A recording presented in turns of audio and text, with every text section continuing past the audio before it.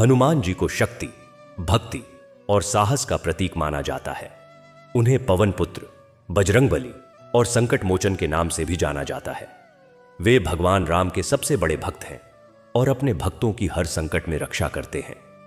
उनकी भक्ति इतनी महान थी कि उन्होंने अपने जीवन का हर पल भगवान राम की सेवा में समर्पित कर दिया। उनके शरीर पर वज्र जैसी कठोरता है और मन में मखमल जैसी कोमलता। उनकी पूंछ का वर्णन कोई नहीं कर सकता। उनकी गदा का गर्व कोई नहीं समझ सकता। वे जहां भी जाते हैं भय वहां से भाग जाता है। वे जहां भी रहते हैं भक्ति वहां जाग उठती है। उनकी आंखों में करुणा की गंगा बहती है और उनके हृदय में राम का वास होता है। सीता जी ने उन्हें अमरत्व का वरदान दिया और संकटों का नाश करने वाला कहा। भगवान शंकर ने उन्हें रुद्र का अवतार बताया और ब्रह्मा जी ने उन्हें वेदों का ज्ञान दिया। ऐसे महान हनुमान जी की कथा सुनने और सुनाने वाला हर व्यक्ति कृतार्थ हो जाता है। यह कथा केवल एक लड़के माधव की नहीं है, यह हर उस भक्त की कथा है जिसने कभी सच्चे मन से पुकारा है। तो आइए बैठ जाइए सहज मुद्रा में, ध्यान लगाइए हनुमान जी के चरणों में और यह कथा सुनिए ध्यानपूर्वक। बहुत समय पहले की बात है। उस समय न कोई मोबाइल था, न टेलीविजन, न सोशल मीडिया। लोग सादगी से जीते थे, खेतों में काम करते थे, शाम को दीपक जलाते थे और भगवान का नाम लेते थे। उसी समय की बात है। एक घने जंगल के पास एक छोटा सा गांव था जहां लोग बहुत साधारण जीवन जीते थे। गांव का नाम था सुखसेना, लेकिन विडंबना यह थी कि सुखसेना गांव में उस समय सुख कम और दुख अधिक थे, क्योंकि उस जंगल में कुछ ऐसा हो रहा था जिससे सारे गांव के लोग डरे हुए थे। उसी गांव में एक छोटा लड़का रहता था जिसका नाम माधव था। माधव अभी केवल 12 वर्ष का था, लेकिन उसकी आंखों में एक अलग सी चमक थी। वह बचपन से ही हनुमान जी का बहुत बड़ा भक्त था। उसके पिता का नाम देवदत्त था, जो गांव के सबसे बड़े किसान थे। माता का नाम सुमित्रा था, जो बहुत धार्मिक और दयालु महिला थी। माधव अकेला संतान था, इसलिए माता पिता उसकी हर बात मानते थे। लेकिन जब बात हनुमान जी की भक्ति की आती थी तो माधव अपने माता पिता को भी पीछे छोड़ देता था। हर सुबह वह सूर्योदय से पहले उठ जाता, स्नान करता और गांव के छोटे से हनुमान मंदिर में चला जाता। वह मंदिर बहुत पुराना था। उसकी दीवारों पर काई लगी हुई थी, छत पर पक्षियों के घोंसले थे, लेकिन माधव को वह मंदिर सबसे पवित्र स्थान लगता था। वहां एक भव्य मूर्ति थी हनुमान जी की, दाहिना हाथ उठाए हुए, बायां हाथ हृदय पर रखे, मुंह पर मुस्कान और आंखों में करुणा। माधव घंटों उस मूर्ति को देखता रहता। वह हनुमान चालीसा का पाठ करता, फिर बजरंग बाण पढ़ता और अंत में हनुमान जी को सिंदूर चढ़ाता। उसकी भक्ति देखकर गांव के लोग कहते, यह बालक कोई साधारण नहीं है, इस पर हनुमान जी की विशेष कृपा है। एक दिन गांव में अजीब घटनाएं होने लगीं। पहले तो लोगों ने सोचा कि शायद उनका भ्रम है, लेकिन जब हर रात कुछ न कुछ होने लगा तो सब डर गए। रात होते ही लोगों को अजीब आवाजें सुनाई देती, कभी किसी के रोने की आवाज, कभी किसी के हंसने की, कभी जंजीरों के खनकने की। और कई लोगों ने बताया कि जंगल के पास कोई रहस्यमयी छाया घूमती दिखाई देती है। कुछ लोगों ने उस छाया को एक स्त्री के रूप में देखा, तो कुछ ने एक विशाल पुरुष के रूप में। किसी ने उसके लंबे बाल बताए तो किसी ने उसकी लाल आंखें। सच क्या था कोई नहीं जानता था, लेकिन डर धीरे धीरे पूरे गांव में फैल गया। धीरे धीरे पूरे गांव में डर फैल गया। गांव के लोग इतने डर गए कि रात में बाहर निकलना बंद कर दिया। सूरज ढलते ही हर कोई अपने घर के दरवाजे और खिड़कियां बंद कर लेता था। किसी को भी शौच के लिए बाहर जाने की हिम्मत नहीं होती थी। गांव के मुखिया ने एक बैठक बुलाई। सारे गांव के बुजुर्ग, युवा, स्त्रियां सभी इकट्ठा हुए। कुछ लोगों ने कहा कि शायद जंगल में कोई राक्षस आ गया है। किसी ने कहा कि यह कोई प्रेत है। किसी ने कहा कि यह किसी मृत व्यक्ति की अतृप्त आत्मा है। किसी ने कहा कि यह तांत्रिकों का खेल है। किसी ने कहा कि हमें किसी बड़े संत या तांत्रिक को बुलाना चाहिए। किसी ने कहा कि हमें यह गांव छोड़कर कहीं और चले जाना चाहिए, लेकिन कोई सहमति नहीं बन पाई।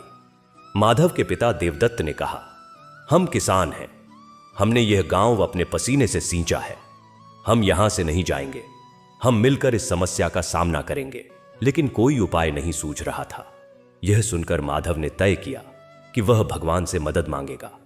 उसने अपने मन में सोचा, मेरे हनुमान जी संकट मोचन हैं, वे सबके संकट दूर करते हैं, मैं उनसे प्रार्थना करूंगा, वह मेरी जरूर सुनेंगे। उसने अपनी माता सुमित्रा से कहा, माता, आज रात मैं हनुमान मंदिर में जाकर प्रार्थना करूंगा।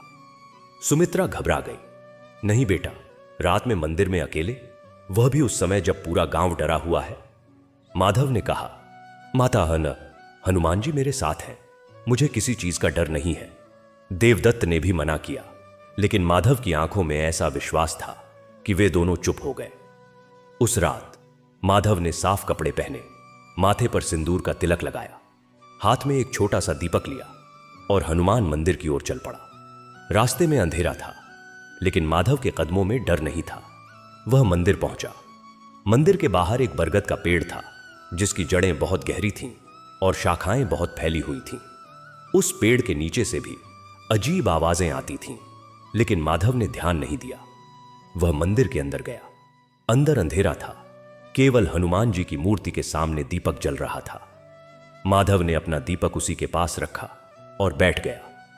उसने अपनी आंखें बंद कर लीं और सच्चे मन से प्रार्थना करने लगा, हे बजरंगबली, हमारे गांव को इस डर से बचाइए।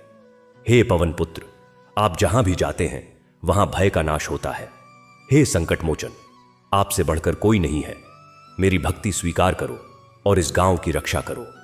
उसने 1 बार, 2 बार, 3 बार यही कहा। फिर उसने हनुमान चालीसा का पाठ शुरू कर दिया। श्री गुरु चरण सरोज रज, निज मनु मुखुरु सुधारी, बरनु रघुबर बिमल जसु, जो दायकु फल चारे। उसकी आवाज मंदिर में गूंज रही थी। बाहर हवा चल रही थी, पेड़ों के पत्ते सरसरा रहे थे, लेकिन माधव को कुछ सुनाई नहीं दे रहा था। उसने पूरी हनुमान चालीसा पढ़ डाली। फिर उसने बजरंग बाण पढ़ा। फिर उसने सुंदरकांड के कुछ शरापुटे श्लोक पढ़े। उसने घंटों प्रार्थना की।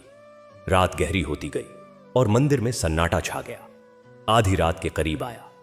अचानक मंदिर के अंदर तेज हवा चलने लगी और दीपक की लौ तेजी से जलने लगी। दीपक पहले तो टिमटिमा रहा था, फिर वह स्थिर हो गया, लेकिन उसकी लौ इतनी तेज हो गई कि पूरा मंदिर उजियारा हो गया।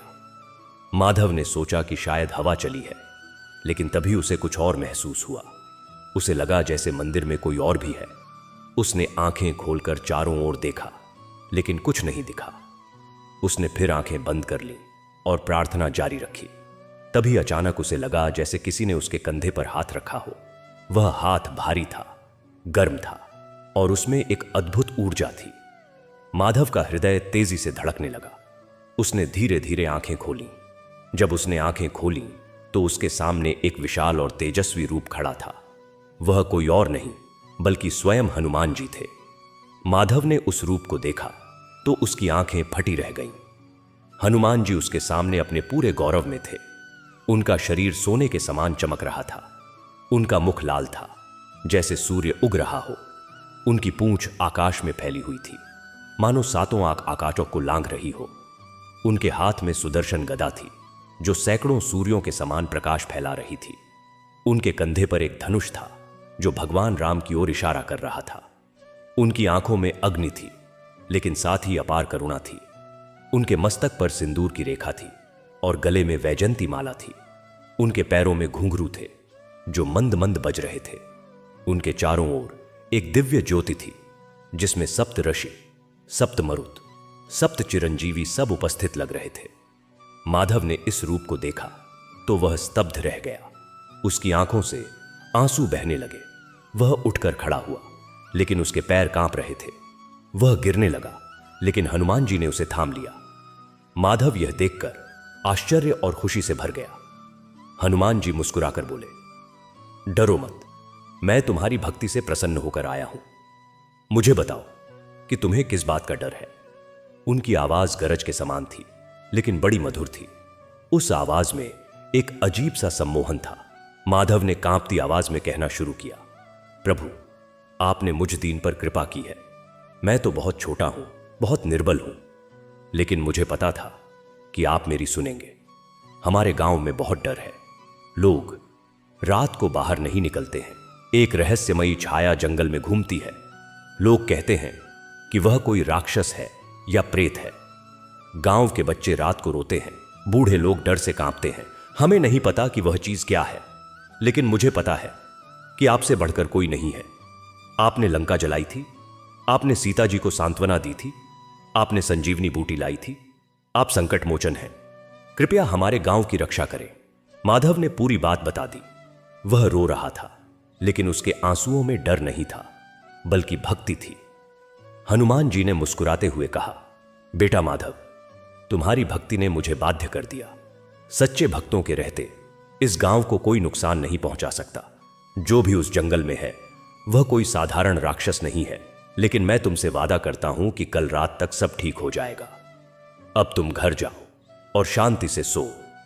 और हां, किसी से यह मत कहना कि तुमने मुझे देखा है। जब सही समय आएगा मैं स्वयं प्रकट होऊंगा। इतना कहकर हनुमान जी वहां से अंतर्ध्यान हो गए। माधव मंदिर में अकेला रह गया।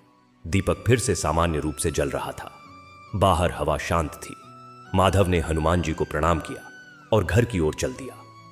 रास्ते में उसे अब कोई डर नहीं लग रहा था। जंगल में पेड़ों के बीच से चांदनी झलक रही थी। उसे लगा जैसे हनुमान जी उसके साथ चल रहे हैं। वह घर पहुंचा। उसकी माता सुमित्रा जाग रही थी। उसने माधव को देखा तो उसकी आंखों में आंसू आ गए। वह बोली, बेटा, तुम इतनी रात कहां थे? मैं डर गई थी। माधव ने कहा, माता, मैं मंदिर में था। मैंने हनुमान जी से प्रार्थना की। अब डरने की कोई आवश्यकता नहीं है। सुमित्रा समझ नहीं पाई, लेकिन उसने माधव की बात मान ली। माधव ने भोजन किया और सो गया। उसने सपने में देखा कि हनुमान जी उसे फिर से दर्शन दे रहे हैं। वे कह रहे हैं, माधव, कल रात तैयार रहना। तुम भी वहां आना जहां वह छाया दिखती है। तुम्हें सब कुछ देखना होगा। माधव ने सपने में ही कहा, जैसी आज्ञा प्रभु। अगले दिन सुबह होते ही माधव उठा। उसने स्नान किया और मंदिर गया। वहां उसने हनुमान जी को सिंदूर चढ़ाया और चालीसा पाठ किया। उसने गांव के लोगों से कुछ नहीं कहा। वह जानता था कि अगर वह कहेगा कि हनुमान जी उसे मिले थे तो लोग उसका मजाक उड़ाएंगे या उसे पागल समझेंगे। उसने चुप रहना ही बेहतर समझा। दिन भर गांव में वैसा ही डर रहा। लोगों ने फिर से बैठक की, लेकिन कोई हल नहीं निकला। कुछ लोगों ने कहा कि वे अगले ही दिन गांव छोड़कर चले जाएंगे। माधव के पिता देवदत्त बहुत चिंतित थे। उन्होंने माधव से कहा, बेटा, अगर यही हाल रहा तो हमें भी यहां से जाना पड़ेगा। माधव ने कहा, पिताजी, थोड़ा धैर्य रखिए, कल रात तक सब ठीक हो जाएगा। देवदत्त को माधव की बात पर विश्वास नहीं हुआ, लेकिन उन्होंने कुछ नहीं कहा। रात हुई। इस बार माधव ने अपनी माता से आज्ञा ली, माता, आज रात मुझे बाहर जाना है। सुमित्रा घबरा गई। बाहर? उस समय जब सारे लोग डर के मारे घरों में बंद हैं। माधव ने कहा, माता, हनुमान जी मेरे साथ हैं। उन्होंने मुझे बुलाया है। सुमित्रा और देवदत्त एक दूसरे को देखने लगे। उन्हें लगा कि माधव कुछ कह रहा है, लेकिन उन्हें समझ नहीं आ रहा था कि यह सच है या बचपन का उत्साह। लेकिन उन्होंने सोचा कि जब माधव इतना आश्वस्त है तो उसे रोकना ठीक नहीं है। देवदत्त ने कहा, ठीक है बेटा, जाओ, लेकिन सावधानी से जाना, और अगर कुछ भी गलत लगे तो भाग कर आना। माधव ने कहा, मुझे भागना नहीं पड़ेगा पिताजी, मैं विजय होकर लौटूंगा। यह कहकर माधव घर से निकल गया। वह जंगल की ओर चल दिया। जंगल घना था और रात के अंधेरे में वह और भी डरावना लग रहा था। पेड़ों की शाखाएं भूतों की भुजाओं की तरह लग रही थीं। झाड़ियों से सरसराहट की आवाजें आ रही थीं। जमीन पर सूखे पत्ते बिछे थे और उन पर चलने से आवाज होती थी। माधव के पास कोई हथियार नहीं था। उसके पास केवल एक छोटी सी घंटी थी जो हनुमान मंदिर की थी, और एक लाल धागा था जो हनुमान जी की मूर्ति से बांधा गया था। उसने वह घंटी बजाई, छन छन छन। उसने मन ही मन हनुमान जी का नाम लिया, बजरंगबली, मैं आ गया हूं, अब आप दिखाइए अपना रूप। वह जंगल के उस स्थान पर पहुंचा जहां लोग अक्सर वह छाया देखते थे। वहां एक पुराना बरगद का पेड़ था जो बहुत विशाल था। उस पेड़ के नीचे एक टूटी हुई मूर्ति पड़ी थी जो किसी देवता की लगती थी। वहां एक कुआं भी था जो सूख गया था। माधव ने चारों ओर देखा, सब कुछ शांत था। तभी अचानक हवा चलने लगी। पेड़ों के पत्ते तेजी से हिलने लगे। आकाश में बादल आ गए। चांद छिप गया। अंधेरा और गहरा हो गया। तभी माधव को वह छाया दिखाई दी। पहले तो वह धुंधली थी, फिर वह धीरे धीरे स्पष्ट होने लगी। वह छाया किसी स्त्री की थी। लंबे बिखरे बाल, पीले वस्त्र और आंखों में अग्नि। उसका मुंह आधा खुला था और उससे एक अजीब सी आवाज निकल रही थी, हु हु हु हु। उसकी उंगलियां लंबी और टेढ़ी थीं। उसके पैर जमीन को छू नहीं रहे थे। वह हवा में तैर रही थी। माधव का दिल तेजी से धड़कने लगा। उसके पैर कांपने लगे। उसने सोचा भाग जाऊं, लेकिन तभी उसे हनुमान जी की बात याद आई। डरो मत। उसने अपनी घंटी जोर से बजाई और हनुमान चालीसा का एक दोहा पढ़ा, भूत पिशाच निकट नहीं आवे, महावीर जब नाम सुनावे। जैसे ही उसने यह पढ़ा, वह छाया एक कदम पीछे हट गई, लेकिन फिर वह आगे बढ़ी। माधव ने फिर से पढ़ा, नासय रोग हरै सब पीरा, जपत निरंतर हनुमत पीरा। छाया फिर पीछे हटी, लेकिन इस बार वह जोर से चिल्लाई, बस। उसकी चीख से पेड़ के पत्ते झड़ गए। माधव थोड़ा डर गया, लेकिन उसने हार नहीं मानी। वह जानता था कि हनुमान जी ने उसे अकेले नहीं भेजा है, वह उसी के साथ कहीं ना कहीं मौजूद है। तभी आकाश में तेज गर्जना हुई। आसमान से एक विशाल वानर रूप प्रकट हुआ। वह इतना बड़ा था कि उसकी छाया से पूरा जंगल ढक गया। वह कोई और नहीं बल्कि स्वयं हनुमान जी थे। उन्होंने अपनी गदा उठाई। गदा से इतनी तेज चमक हुई कि अंधेरी रात दिन की तरह उजियारी हो गई। उनकी पूंछ ने पूरे आकाश को घेर लिया। उनके मुंह से निकली हुई गर्जना से पर्वत कांप उठे। उन्होंने उस छाया को ललकारा, कौन है तू जो इस गांव वालों को आतंकित कर रही है? मुझे बता, अन्यथा मैं तुझे चूर चूर कर दूंगा। उस छाया ने हनुमान जी को देखा तो वह डर गई। उसका पूरा शरीर कांपने लगा। वह जमीन पर गिर पड़ी। उसने करबद्ध प्रार्थना की, प्रभु मुझे मत मारो, मैं आपको पहचानती हूं। आप हनुमान जी हैं। आप भगवान राम के भक्त हैं। आप संकट मोचन हैं। मुझ पर दया करो। हनुमान जी ने अपनी गदा नीचे रखी और कहा, बता तू कौन है? क्यों भटक रही है इस जंगल में? क्यों डरा रही है निर्दोष लोगों को? उस छाया ने रोते हुए कहना शुरू किया, प्रभु मैं कोई राक्षस नहीं हूं, मैं कोई प्रेत नहीं हूं, मैं एक दुखिया आत्मा हूं। मेरा नाम कमला है। मैं इसी गांव में रहती थी। मेरे पति का नाम दामोदर था। वे बहुत अच्छे इंसान थे, लेकिन मेरे पति के छोटे भाई ने हमें धोखा दिया। उसने हमारी सारी जमीन हड़प ली। जब हमने विरोध किया तो उसने हमें जहर दे दिया। मेरे पति तो मर गए, लेकिन मैं बच गई। फिर उसी ने मुझे इस जंगल में लाकर इस कुएं में धकेल दिया। मैं इस कुएं में मर गई, लेकिन मेरी मृत्यु के समय मैंने जो संकल्प लिया था उसी के कारण मैं श्रापित हो गई। मैंने कहा था जब तक मेरे पति को नैतिक न्याय नहीं मिलता मैं इस जंगल को छोड़कर नहीं जाऊंगी, और तब से मैं यहां भटक रही हूं। मैं लोगों को डराती थी क्योंकि मुझे लगता था कि शायद कोई मेरी बात सुन ले, लेकिन किसी ने नहीं सुनी। सब मुझसे डरते थे। प्रभु मैं बहुत दुखी हूं, कृपया मुझे इस श्राप से मुक्त कर दीजिए। मैं अपने पति के पास जाना चाहती हूं। यह सुनकर हनुमान जी के नेत्रों में करुणा आ गई। उन्होंने कहा, तुमने सही किया जो तुमने मुझे सब कुछ बता दिया। अब तुम्हें चिंता करने की आवश्यकता नहीं है। जिसने तुम्हारे साथ अन्याय किया उसे उसका फल मिलेगा और तुम्हें मुक्ति मिलेगी। हनुमान जी ने अपने हाथ में एक छोटा सा कमल लिया और उस पर राम नाम लिखा। उन्होंने वह कमल उस छाया को दिखाया।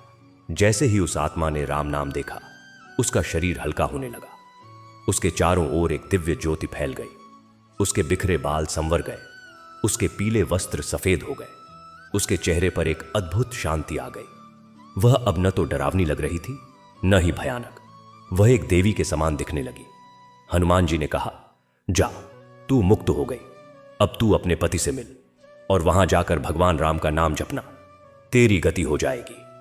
उस आत्मा ने हनुमान जी के चरण छुए और कहा, प्रभु आपने मुझ पर बड़ी कृपा की। मैं आपकी ऋणी रहूंगी। हनुमान जी ने कहा, मैं किसी का ऋणी नहीं हूं, न ही किसी को मुझे ऋणी होने की आवश्यकता है। बस तुम हमेशा राम का नाम लेना, यही सबसे बड़ी भक्ति है। उस आत्मा ने अंतिम बार हनुमान जी को प्रणाम किया और फिर वह धीरे धीरे ऊपर आकाश की ओर उड़ गई। एक छोटे से तारे की तरह वह आकाश में विलीन हो गई। माधव यह सब देख रहा था। उसकी आंखों से आंसू बह रहे थे। वह हनुमान जी के पास दौड़ा और उनके पैरों पर गिर पड़ा। उसने कहा, प्रभु, आपने न केवल हमारे गांव को बचाया बल्कि एक आत्मा को मुक्ति भी दी। आपसे बढ़कर कोई दयालु नहीं है। हनुमान जी ने उसे उठाया और अपने हृदय से लगा लिया। उन्होंने कहा, बेटा माधव, तुमने मुझे बुलाया और मैं आया। यही भक्ति का सार है। जब सच्चे मन से पुकारा जाता है तो भगवान अवश्य आते हैं, चाहे वह राम हो, कृष्ण हो, शिव हो या मैं। हम सब अपने भक्तों के लिए दौड़े चले आते हैं। अब तुम गांव जाओ और सबको बताओ कि अब डरने की कोई आवश्यकता नहीं है। वह छाया कोई राक्षस नहीं थी बल्कि एक दुखिया आत्मा थी जो अब मुक्त हो गई। और हां, उस दामोदर के भाई को जिसने यह अपराध किया उसका फल मिलेगा। तुम देखना, कल सुबह तक वह स्वयं सच बता देगा। इतना कहकर हनुमान जी मुस्कुराए और फिर से अंतर्ध्यान हो गए। इस बार माधव को उदासी हुई। वह हनुमान जी को फिर से देखना चाहता था, लेकिन वह जानता था कि जब तक सच्ची भक्ति होगी हनुमान जी उसके पास हमेशा रहेंगे। माधव ने उसी कुएं के पास एक दीपक जलाया और हनुमान जी का नाम लेकर घर की ओर चल दिया। रास्ते में अब उसे कोई डर नहीं लग रहा था। जंगल अब डरावना नहीं बल्कि सुंदर लग रहा था। पेड़ों पर जुगनू चमक रहे थे, चांदनी बिखरी हुई थी। वह घर पहुंचा। उसके माता पिता जाग रहे थे। उन्होंने माधव को देखा तो राहत की सांस ली। सुमित्रा ने पूछा, बेटा, सब ठीक तो है? माधव ने कहा, सब ठीक है माता पटे पाता। अब डरने की कोई आवश्यकता नहीं है। हनुमान जी ने सब ठीक कर दिया।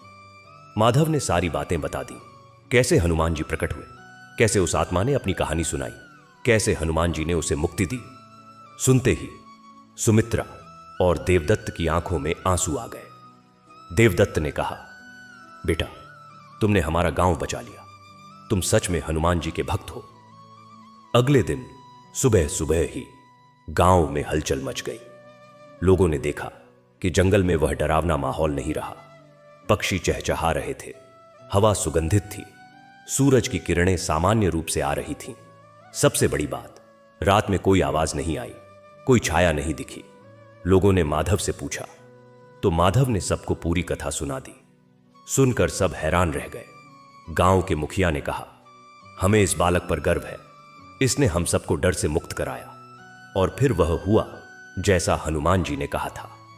दामोदर का छोटा भाई, जिसका नाम चंद्रक था, वह उसी सुबह गांव की सभा में आया और रोने लगा। उसने कबूल किया, मैंने ही अपने भाई और भाभी को जहर दिया था। मैंने ही कमला को कुएं में धकेला था। मुझसे बड़ा पाप हुआ है। मुझे अब शांति नहीं है। पूरी रात मुझे वही आवाजें सुनाई देती रहीं। मुझे लगा जैसे कोई मुझे पकड़ने आ रहा है। मैं अपराध स्वीकार करता हूं। मुझे जो सजा मिलनी चाहिए वो मिले। गांव वालों ने चंद्रक को पुलिस के हवाले कर दिया। उसे उम्र कैद की सजा हुई और दामोदर की खोई हुई जमीन गांव के कोष में दे दी गई, जिसका उपयोग मंदिर और स्कूल के लिए किया गया। जैसे ही वह आत्मा मुक्त हुई, जंगल का डरावना माहौल खत्म हो गया और गांव में फिर से शांति लौट आई। अगले दिन माधव ने यह बात गांव वालों को बताई। लोगों को समझ आया कि सच्ची भक्ति और विश्वास में बहुत बड़ी शक्ति होती है।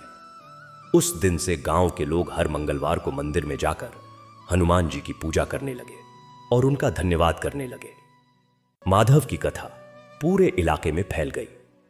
लोग दूर दूर से माधव को देखने और उससे आशीर्वाद लेने आते थे, लेकिन माधव विनम्र बना रहा। वह रोज सुबह मंदिर जाता, हनुमान जी को सिंदूर चढ़ाता और चालीसा पाठ करता।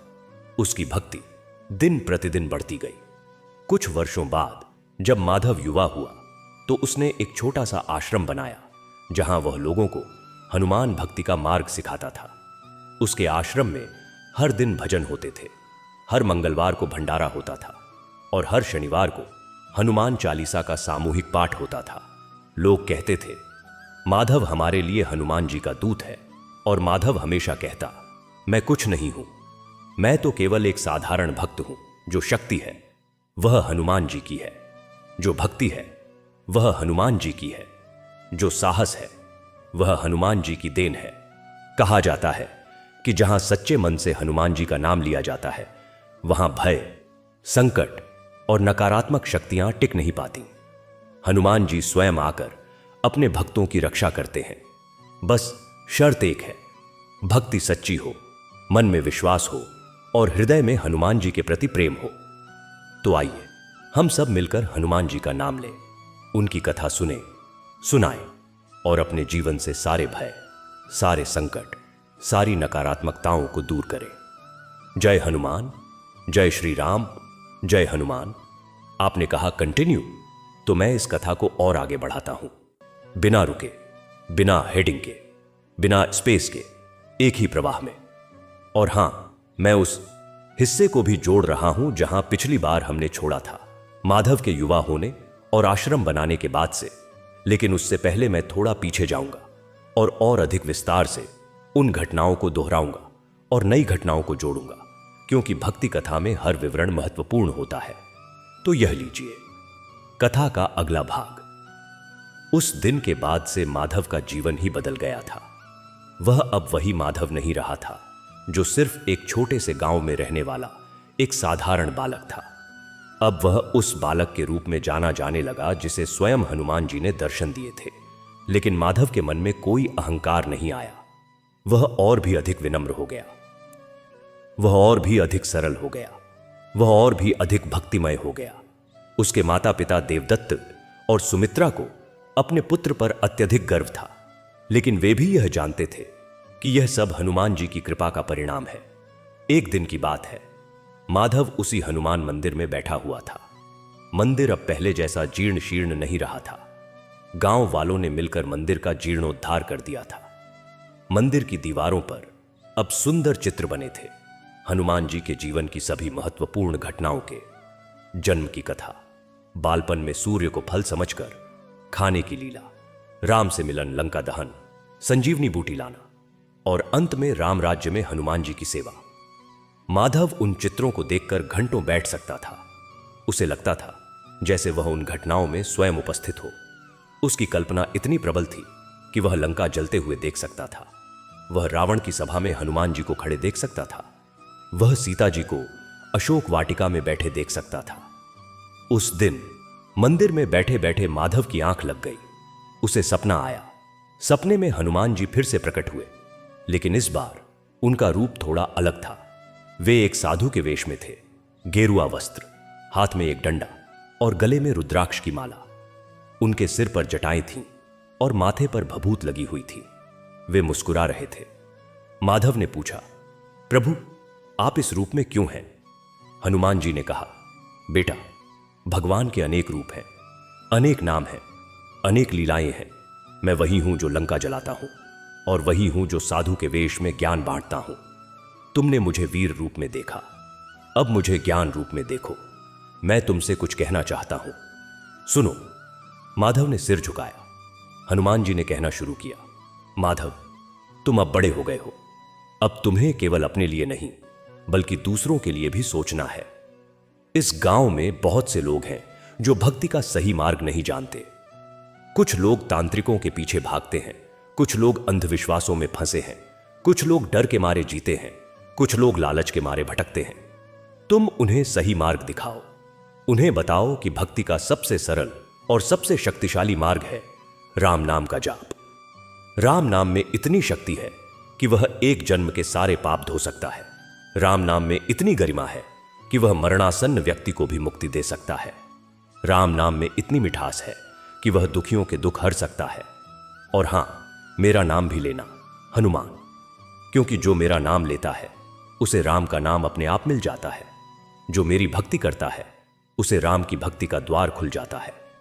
माधव ने कहा, प्रभु, मैं तो बहुत छोटा हूं, मैं क्या सिखा सकता हूं लोगों को? हनुमान जी ने कहा, ज्ञान के लिए उम्र नहीं, भावना चाहिए। तुम्हारे पास भावना है, तुम्हारे पास भक्ति है, तुम्हारे पास विश्वास है, बस इतना ही काफी है। मैं तुम्हारे साथ हूं। जब कभी भी तुम्हें लगे कि तुम अकेले हो, तब मुझे याद कर लेना। मैं आऊंगा, शायद दिखाई न दूं, लेकिन मेरी उपस्थिति तुम महसूस करोगे। अब जाओ और यह कार्य शुरू करो। इतना कहकर हनुमान जी उस सपने से चले गए। माधव की नींद खुल गई। वह मंदिर में था। दीपक अब भी जल रहा था। बाहर शाम हो चली थी। माधव ने हनुमान जी की मूर्ति के सामने सिर झुकाया और प्रणाम किया। उसने मन ही मन संकल्प लिया प्रभु, आपने जो कहा वही करूंगा। मैं लोगों को भक्ति का मार्ग दिखाऊंगा। उसी शाम माधव ने अपने पिता देवदत्त से बात की। उसने कहा, पिताजी, मैं गांव के बीचों बीच एक छोटा सा मंदिर बनाना चाहता हूं। नहीं, बड़ा मंदिर नहीं, बस एक छोटा सा स्थान जहां लोग इकट्ठा हो सकें, भजन कर सकें, राम कथा सुन सकें और हनुमान जी का नाम ले सकें। देवदत्त ने माधव की ओर देखा। उनकी आंखों में आश्चर्य था, लेकिन गर्व भी था। उन्होंने कहा, बेटा, तुमने ठीक सोचा। मैं तुम्हारे साथ हूं। तुम्हें जो भी चाहिए बस बताओ। माधव ने कहा, पिताजी, मुझे पैसों की जरूरत नहीं है। मुझे बस एक छोटी सी जमीन चाहिए और लोगों का सहयोग चाहिए। बाकी सब हनुमान जी कर देंगे। देवदत्त ने अपनी कुछ जमीन का एक हिस्सा माधव को दे दिया। वह जमीन गांव के बीचों बीच थी, एक बरगद के पेड़ के नीचे। माधव ने उसी बरगद के पेड़ के नीचे एक चबूतरा बनवाया। उस चबूतरे पर उसने हनुमान जी की एक छोटी सी प्रतिमा स्थापित की। वह प्रतिमा इतनी सुंदर थी कि देखते ही बनती थी। प्रतिमा में हनुमान जी अपने हाथ हाथ जोड़े खड़े थे, मानो वे सदा राम नाम का जाप कर रहे हों। उनके मुख पर एक अद्भुत शांति थी, एक अद्भुत करुणा थी। माधव ने उस प्रतिमा की स्थापना एक सरल समारोह में की। गांव के सभी लोग वहां आए। माधव ने सबसे पहले हनुमान चालीसा का पाठ किया। फिर उसने एक छोटा सा भजन गाया, श्री राम जय जय राम, हनुमान जय राम जय जय राम। लोगों ने उसका साथ दिया। पूरा गांव उस भजन में डूब गया। उस दिन के बाद से वह चबूतरा एक पवित्र स्थल बन गया। हर सुबह माधव वहां आता, चबूतरे को साफ करता, फूल चढ़ाता, दीपक जलाता और फिर चालीसा पाठ करता। धीरे धीरे गांव के अन्य लोग भी उसके साथ जुड़ने लगे। पहले कुछ लोग आते थे, फिर कुछ और, फिर कुछ और। कुछ ही महीनों में वहां प्रतिदिन कम से कम 50 लोग इकट्ठा होने लगे। माधव ने उन्हें हनुमान जी की कथाएं सुनानी शुरू की। वह रामायण के उन प्रसंगों को बताता जिनमें हनुमान जी की महिमा का वर्णन था। वह बताता कि कैसे हनुमान जी ने सुग्रीव से मिलकर राम का साथ दिया, कैसे उन्होंने अंगद के साथ लंका की यात्रा की, कैसे उन्होंने सीता जी का पता बताया, कैसे उन्होंने लंका में आग लगा दी, कैसे उन्होंने लक्ष्मण जी के प्राण बचाने के लिए संजीवनी बूटी लाई, कैसे उन्होंने युद्ध में रावण के रथ के सारथी की भूमिका निभाई, कैसे उन्होंने राम राज्य में सदा सेवा की। माधव की वाणी में एक अलौकिक माधुर्य था। लोग उनकी कथाएं सुनकर भक्ति में डूब जाते थे। कई लोग रोने लगते थे, कई लोग भाव विभोर हो जाते थे, कई लोग अपने पापों का प्रायश्चित करने का संकल्प लेते थे। एक दिन एक बूढ़ी महिला आई जिसका नाम विमला थी। वह बहुत दुखी थी। उसका कोई नहीं था। उसका पति मर चुका था। उसके बेटे ने उसे घर से निकाल दिया था। उसके पास न खाने को था न पहनने को। वह माधव के पास आई और रोने लगी। उसने कहा, बेटा, मेरा कोई नहीं है। मैं बहुत दुखी हूं। मुझे जीने की कोई उम्मीद नहीं है। मैं मर जाना चाहती हूं। माधव ने उसकी बात सुनी। उसकी आंखों में आंसू आ गए। उसने कहा, माता, आप अकेली नहीं हैं।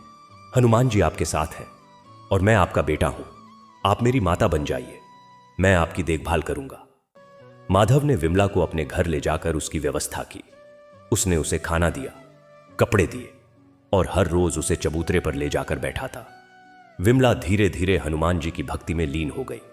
वह हर दिन चालीसा पाठ करती, हर मंगलवार को व्रत रखती।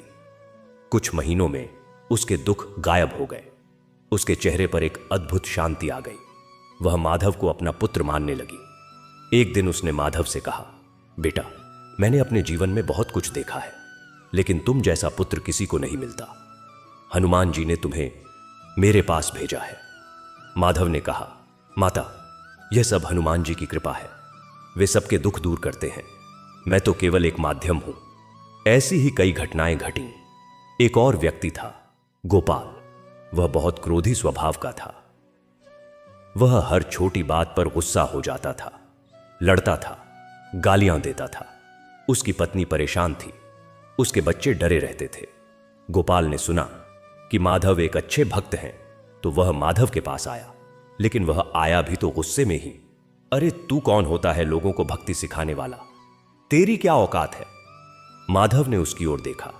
उसके मन में कोई क्रोध नहीं आया। वह शांति से बोला, भाई गोपाल, मैं तुम्हें कुछ नहीं सिखाता। मैं तो खुद सीख रहा हूं, लेकिन तुम इतना क्रोध क्यों करते हो? क्रोध से तुम्हारा अपना नुकसान होता है, तुम्हारे परिवार का नुकसान होता है। क्या तुम सच में यही चाहते हो? गोपाल को माधव की शांति ने प्रभावित किया। उसने कहा, मैं नहीं जानता, मुझसे रहा नहीं जाता। मैं कोशिश करता हूं लेकिन गुस्सा आता है। माधव ने कहा, भाई एक काम करो, जब भी गुस्सा आए हनुमान जी का नाम लो। हनुमान जी महान वीर हैं, लेकिन वे क्रोधी नहीं हैं। उनका क्रोध केवल रावण जैसे दुष्टों पर था। अपने भक्तों पर तो वे करुणा बरसाते हैं। तुम हनुमान चालीसा का पाठ करो, तुम देखोगे तुम्हारा क्रोध धीरे धीरे कम हो जाएगा। गोपाल ने माधव की बात मानी। उसने हनुमान चालीसा का पाठ करना शुरू कर दिया। पहले तो उसे ध्यान नहीं लगता था, लेकिन वह लगातार करता रहा। 1 महीने में उसने पाया कि उसका गुस्सा पहले से कम हो गया है। 2 महीने में वह और भी शांत हो गया। 3 महीने में वह पूरी तरह बदल गया। उसकी पत्नी ने माधव से आकर कहा, माधव बाबा, आपने हमारा घर बचा लिया। अब गोपाल पहले जैसा नहीं रहा। वह हमसे प्यार से बात करता है, बच्चों के साथ खेलता है और हर शाम हनुमान जी का भजन करता है। हम आपके बहुत आभारी हैं। माधव ने कहा, मेरा आभार मत मानो, हनुमान जी का आभार मानो। उन्हीं की कृपा से यह सब हुआ है। धीरे धीरे माधव की ख्याति दूर दूर तक फैलने लगी। पास के गांवों से भी लोग उसे सुनने आने लगे। कुछ लोग तो दूसरे जिलों से भी आते थे। माधव ने कभी किसी से कोई दान नहीं लिया, कभी किसी को कोई मंत्र नहीं बेचा, कभी किसी को झाड़ फूंक नहीं की।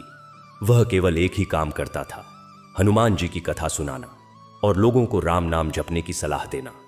उसने कहा, न तो मैं कोई चमत्कार कर सकता हूं, न ही कोई चमत्कार करना चाहता हूं।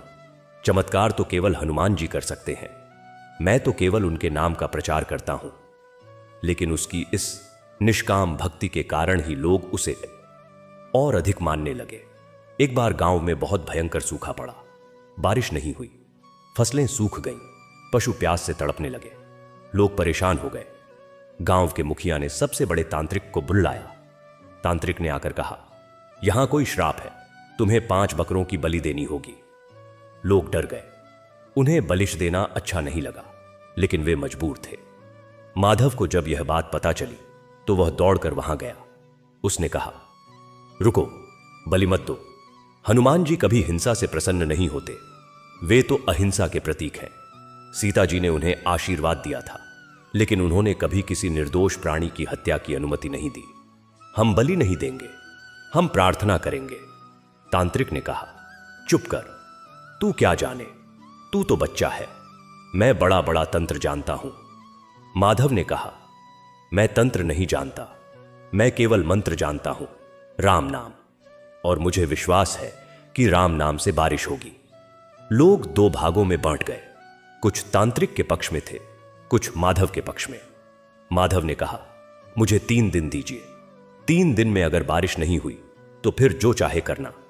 लोग मान गए। माधव ने उसी चबूतरे पर जाकर हनुमान जी का नाम लेना शुरू कर दिया।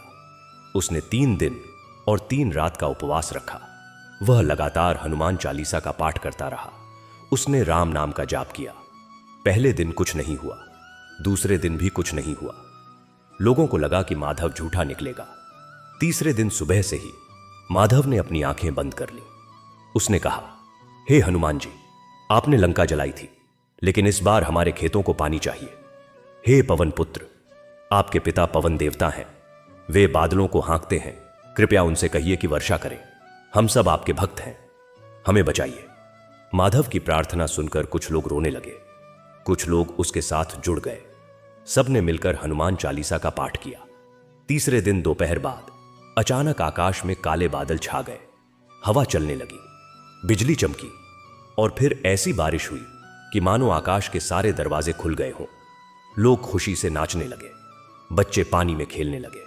बूढ़े लोगों ने माधव को आशीर्वाद दिया। तांत्रिक चुपचाप वहां से चला गया। माधव ने सबको एक साथ बुलाया और कहा, देखा, हनुमान जी की कृपा से बारिश हुई। बलिश की कोई आवश्यकता नहीं थी। हमें कभी भी अहिंसा का मार्ग नहीं छोड़ना चाहिए। हनुमान जी स्वयं अहिंसा के प्रतीक हैं। उन्होंने रावण का वध किया, लेकिन रावण दुष्ट था। उसने सीता जी का हरण किया था, लेकिन एक साधारण बकरे को मारने से क्या होगा? भक्ति से सब कुछ होता है। उस दिन के बाद से गांव में और अधिक लोग हनुमान जी की भक्ति में लग गए। उस चबूतरे पर अब एक छोटा सा मंदिर बन गया था। माधव ने उस मंदिर का नाम रखा संकट मोचन हनुमान मंदिर। हर दिन वहां भजन होते थे, हर मंगलवार को भंडारा होता था, हर शनिवार को सुंदरकांड का पाठ होता था। माधव ने कभी किसी से कोई दक्षिणा नहीं ली। वह अपने पिता के खेतों में काम करता था और जो समय बचता था वह मंदिर में बिताता था।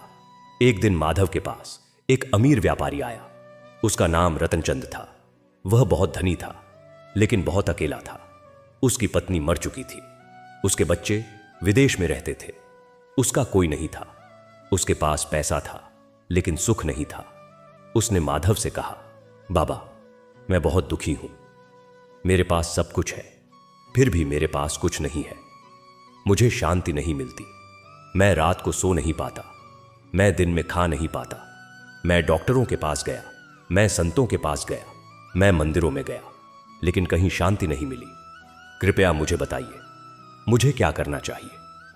माधव ने उसकी ओर देखा।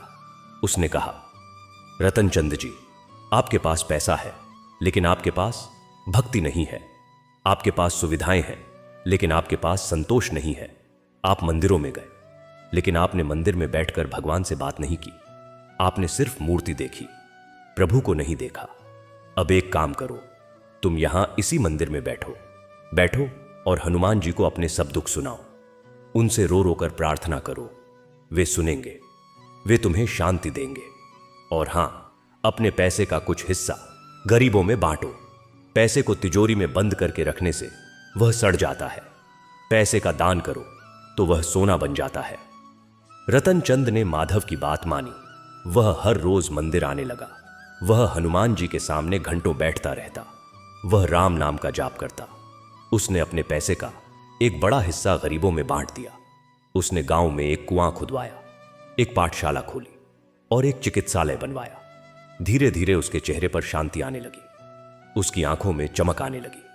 एक दिन उसने माधव से कहा, बाबा, मुझे शांति मिल गई। मैंने पहले कभी नहीं सोचा था कि दूसरों के लिए कुछ करने से इतना सुख मिलता है। और हनुमान जी के नाम में इतनी शक्ति है कि मेरे सारे दुख दूर हो गए।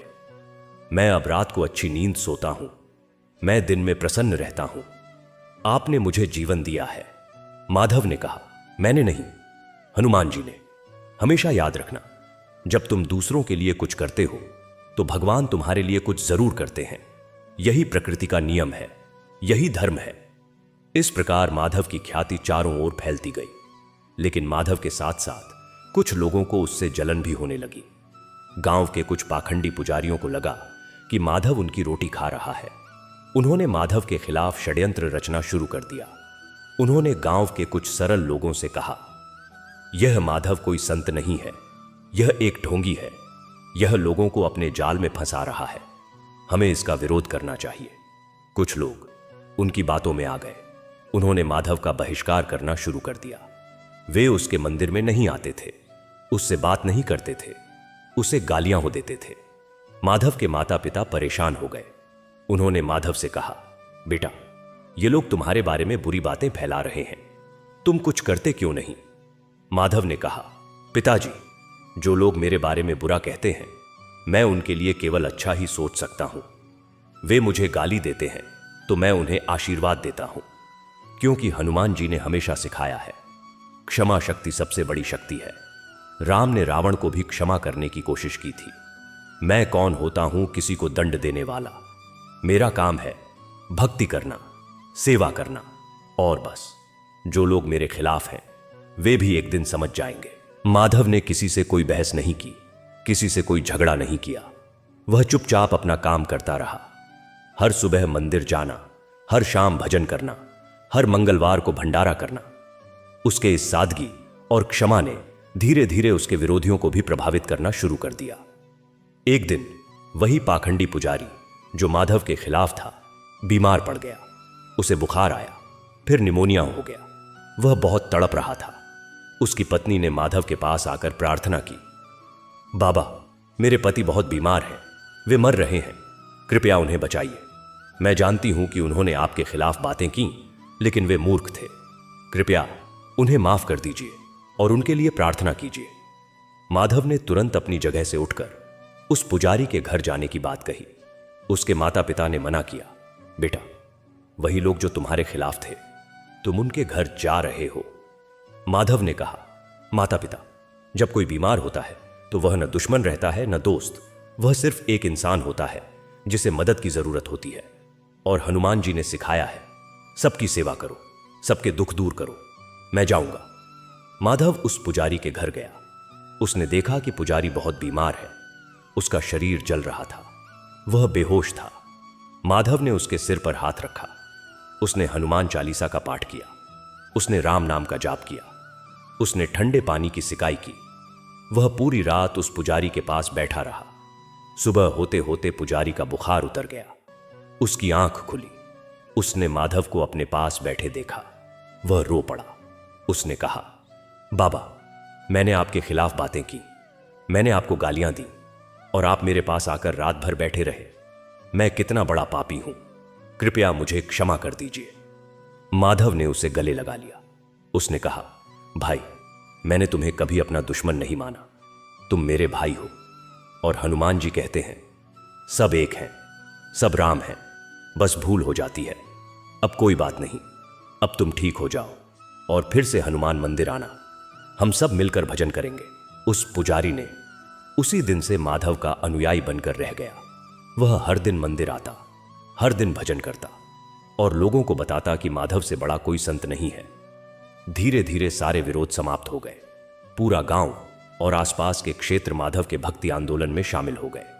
माधव ने कभी कोई संप्रदाय नहीं बनाया, कभी कोई मठ नहीं स्थापित किया, कभी किसी को अपना शिष्य नहीं बनाया। वह हमेशा कहता था, मैं तो हनुमान जी का सेवक हूं और तुम सब भी हनुमान जी के सेवक हो। कोई छोटा नहीं, कोई बड़ा नहीं, सब बराबर है। बस हनुमान जी का नाम लो, राम का नाम लो और अपने कर्म करो, बाकी सब हनुमान जी पर छोड़ दो। इस तरह माधव ने एक लंबा और सार्थक जीवन जिया। उसने कभी शादी नहीं की, कभी घर नहीं बनाया, कभी पैसा नहीं जमा किया। वह सादा जीवन जीता था। एक कमरा, एक चटाई, एक कंबल और हनुमान चालीसा की एक पोथी, यही उसकी सारी संपत्ति थी। लेकिन वह दुनिया का सबसे अमीर व्यक्ति था, क्योंकि उसके पास हनुमान जी की कृपा थी, राम का नाम था और सबके दिलों में प्यार था। एक दिन माधव बूढ़ा हो गया। उसके बाल सफेद हो गए थे, उसका शरीर थक गया था, लेकिन उसकी आंखों में वही चमक थी, उसके मुख पर वही प्रसन्नता थी, उसके हृदय में वही भक्ति थी। उसने सबको इकट्ठा किया और कहा, भाइयों बहनों, अब मैं इस शरीर को छोड़ने वाला हूं, लेकिन घबराना मत। मैं कहीं जा नहीं रहा, मैं हनुमान जी के पास जा रहा हूं। और हनुमान जी कहते हैं कि जो मेरी भक्ति करता है वह कभी मृत्यु से नहीं डरता। तुम सब मेरे लिए रोना मत, बल्कि खुश होना कि तुम्हारा माधव अब हनुमान जी के चरणों में जा रहा है और तुम सब भी वहीं आओगे एक दिन। बस हनुमान जी का नाम लेते रहना, राम का नाम लेते रहना और याद रखना, जहां नाम है वहां राम है, जहां राम है वहां हनुमान है, जहां हनुमान है वहां कोई संकट नहीं। इतना कहकर माधव ने अपनी आंखें बंद कर ली। उसने हनुमान चालीसा का अंतिम दोहा पढ़ा, तुलसीदास सदा हरिचेरा, की जय नाथ हृदय मंग डेरा, और फिर उसका प्राण पवन में विलीन हो गया। उसके शरीर के चारों ओर एक अद्भुत सुगंध फैल गई। आकाश में फूल बरसे। कहते हैं कि उसी क्षण हनुमान जी स्वयं प्रकट हुए। उन्होंने माधव की आत्मा को अपने हृदय से लगा लिया और उसे वैकुंठ ले गए। माधव के जाने के बाद भी उसका मंदिर आज भी वैसा ही है। वहां आज भी हर दिन भजन होते हैं, हर मंगलवार को भंडारा होता है, हर शनिवार को सुंदरकांड का पाठ होता है। लोग कहते हैं कि जो भी सच्चे मन से उस मंदिर में जाकर हनुमान जी की प्रार्थना करता है, उसकी मनोकामना अवश्य पूरी होती है। कहानी यहां समाप्त नहीं होती। कहानी तो हर उस भक्त के साथ शुरू होती है जो हनुमान जी का नाम लेता है, क्योंकि हर भक्त की अपनी कहानी है, हर भक्त की अपनी माधव जैसी यात्रा है। हो सकता है कि आप माधव हो सकता है कि मैं माधव हूं, हो सकता है कि हर कोई माधव है। बस जरूरत है हनुमान जी पर विश्वास की, राम नाम पर श्रद्धा की और अपने कर्मों पर नियंत्रण की। कहा जाता है कि जहां सच्चे मन से हनुमान जी का नाम लिया जाता है, वहां भय, संकट और नकारात्मक शक्तियां टिक नहीं पाती। यह केवल एक कहावत नहीं है, यह एक सत्य है जिसे माधव ने अपने जीवन से साबित किया, और यह सत्य आज भी उतना ही प्रासंगिक है जितना हजारों वर्ष पहले था। तो आइए आज से ही, इसी क्षण से हम सब मिलकर हनुमान जी का नाम लें। हर सुबह उठकर पहले हनुमान जी को याद करें, हर शाम सोते समय उनका नाम लें, हर कठिनाई में उन्हें पुकारें। वे अवश्य आएंगे। हो सकता है कि वे साक्षात रूप में ना आए, लेकिन वे तुम्हारी बुद्धि में आएंगे, तुम्हारे साहस में आएंगे, तुम्हारे आसपास के लोगों के रूप में आएंगे, किसी अनहोनी घटना को टालने के रूप में आएंगे। बस तुम उन्हें पहचानने की दृष्टि रखो। जय हनुमान, जय श्री राम, जय हनुमान। आपने फिर कहा कंटिन्यू, तो मैं इस कथा को और भी आगे बढ़ाता हूं, और भी विस्तार से, और भी गहराई से, और भी भक्ति रस में डूबकर, बिना रुके, बिना हेडिंग के, बिना स्पेस के। यह कथा अब एक नए मोड़ पर ले जाती हूं, माधव के जाने के बाद की, और साथ ही कुछ ऐसे प्रसंग जो माधव के जीवन काल में भी घटित हुए थे, लेकिन पिछली बार मैंने उन्हें विस्तार से नहीं लिखा था। तो यह लीजिए कथा का और भी गहरा और लंबा विस्तार। माधव के जाने के बाद उसका नाम कभी मरा नहीं। उसके द्वारा स्थापित संकट मोचन हनुमान मंदिर आज भी उसी भव्यता के साथ खड़ा है, लेकिन अब वह छोटा सा चबूतरा नहीं रहा था। माधव के जीवन काल में ही उस मंदिर का विस्तार हो चुका था।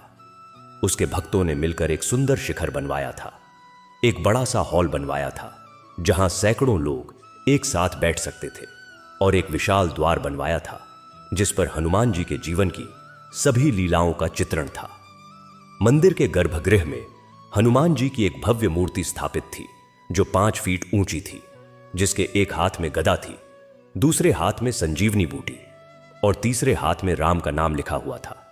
मूर्ति इतनी जीवंत लगती थी कि लोगों को लगता था जैसे हनुमान जी कभी भी बोल पड़ेंगे। मंदिर के ठीक सामने एक बड़ा सा वट वृक्ष था जिसके नीचे माधव अक्सर बैठा करता था।